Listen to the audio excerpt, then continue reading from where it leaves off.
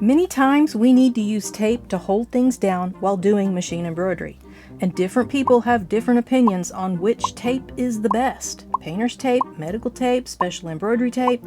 People have their preferences. But I wondered which tape is really best for holding things in place while stitching, or holding that template on your garment while positioning. So I decided to do my own testing, and I got as scientific as I could in my home sewing studio. This is one of those stand back folks, I'm gonna do some science types of videos that y'all seem to love. I tested 10 different tapes to see which ones work best for stitching. My main focus was on machine embroidery, but these results would work equally well for sewing and quilting. I looked at how strong the tape was, how easily it tore away from stitches, and if it left any sticky residue on the sewing needle. I also considered how easy the tape was to use. The results not only surprised me, but it might actually save us some money too. Let me share my results with you so that you don't have to go figure all that out and you can kind of learn from what I did here. I tested these 10 tapes. The Kimberbell embroidery tape. I imagine it's probably a lot like the OASD and the R&K brands. I'm not sure, I don't have those. So I'm not completely sure, but this one is made for machine embroidery. Washi tape, I just had a cheap brand, don't even know what brand it is, generic washi tape. 3M Transport medical tape, because a lot of people recommended it, so I got 10 rolls of this on Amazon for $12. The Dollar Tree waterproof medical tape, and this is a lot like the 3M Transport, although when I tested it, the results were a little bit different between this one and the Transport, but it's also got those little holes all over it. Some plain old 3M Scotch tape. Some packing tape, just the clear packing tape on, this is probably like from Dollar Tree or something. This is not a good dispenser, and that was part of the problem I had with it. Some generic painter's tape. I think the good stuff, the more expensive, like 3M or Frog tape might be better, but this one actually was pretty good. We'll show that. And then some generic duct tape that I got from Dollar Tree, just to show you why you don't want to use this. And then also some paper medical tape from the Dollar Tree. And this one is a little different than the Transport clear ones. This one is more of a waxy paper tape. I got scientific and used a dynamometer, which is just a type of scale to see how much force was needed to pull 1 inch of tape off my laminate table. The dynamometer is sold by Tajima to measure thread tension on embroidery machines, but it worked great for this test. I tested each brand of tape using 3 pieces and averaged the 3 readings, and then I assigned a number between 1 and 5 to determine which tapes held the best for the overall averages, 1 being strongest and 5 being the weakest hold. And then I realized that how tape sticks to a table might be different than how well it sticks to fabrics, so I tested again with each tape on a cotton woven fabric. And the tapes were much weaker on fabric. The strongest adhesion to the table was duct tape, but oddly enough, it didn't stick that good to fabric. All of the medical tapes had a strong hold on fabric. It was strange that the Dollar Tree tape did not stick as well as the 3M, even though they look exactly alike. The Kimberbell embroidery tape held well to fabric, and so did the medical tapes, but most of the others didn't stick very well. They might not be very good at holding things in place while a lot of vibration is happening, which is exactly what we get when stitching thousands of stitches on an embroidery machine.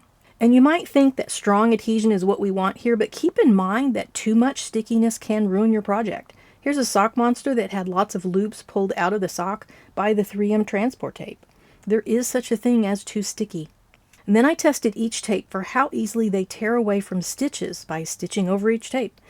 One end is a tight stitch with a length of 1.5 millimeter, and the other end is a longer stitch of 3 millimeters. I wanted to see if tapes were easier to remove on tighter stitches, and they definitely were.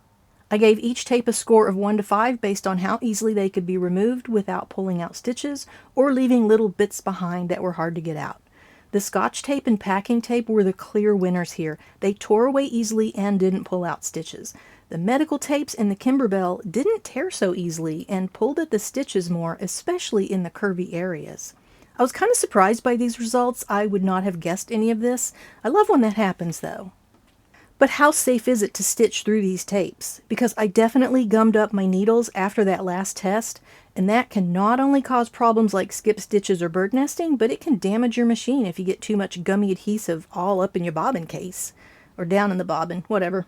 To test how much gummy residue stayed on a needle, I poked a needle through each tape 20 times. And then I set up my camera with a macroscopic lens that works like a magnifying glass and took photos and videos of those gummy needles.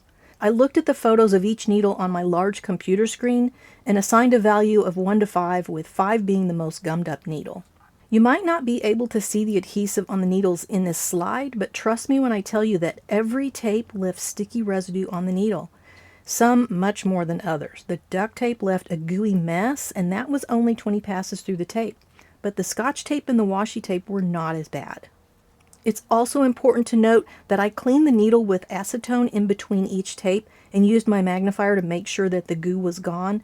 But no matter how clean the needle felt, the magnifier still showed sticky residue in the scarf of the needle. That's the groove or channel in the needle where the thread flows down.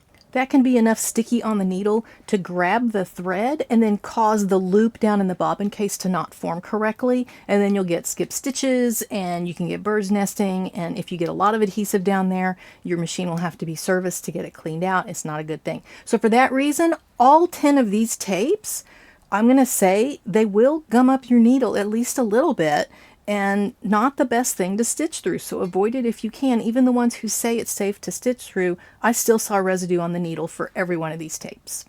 Last but not least, I also assigned each tape a score depending on how easy it is to use, because some tapes are too sticky and a big hassle to work with. I got tired of fighting the packing tape even though it was on a dispenser, so I got my revenge by giving it a bad score on ease of use. And trying to find the end of a thin paper tape is annoying. Tapes that were easy to use got a better score than the ones that were more annoying or required scissors to cut. I feel like the scotch tape on the dispenser was super easy, plus we've all been using that stuff since we're kids. It's like second nature. But most of the tapes were somewhere in the middle. I did not test for whether a tape left residue on fabric. I started to test it by putting tape on fabric and then I removed it, and then I rubbed some black Sherpa fabric over to see if any black stuck where the tape had been, but it was really hard to see any results, so I abandoned this test. If you know of a tape that leaves residue on fabric or on your hoops, please leave a comment and let us know. We'd all be interested in hearing your results on that, and I have a feeling that some of these tapes could leave a gummy mess behind. And these are my end results.